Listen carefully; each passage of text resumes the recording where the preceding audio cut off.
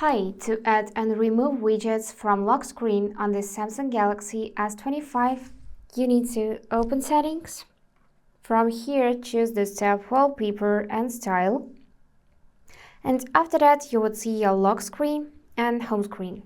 So tap on lock screen and you'll see this edit mode. From here, you would see this option to add widget, or in your case, it could be to remove widget.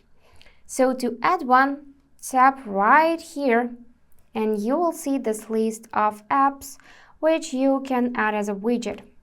For example, we can choose weather and we got many styles here, so just pick one which suits you the best. Tap it like this and this is how it will look on your lock screen now. Then confirm the changes by tapping Done button. And this is the widget. To remove this widget, you can also press and hold your current lock screen, unlock to edit. Now tap on the widget and you will see this minus above it. So tap the minus and then confirm by tapping Done. And now widget is removed. So that's it for today. If you found this video helpful, please subscribe, like and comment. And I wish you all the best. Bye bye.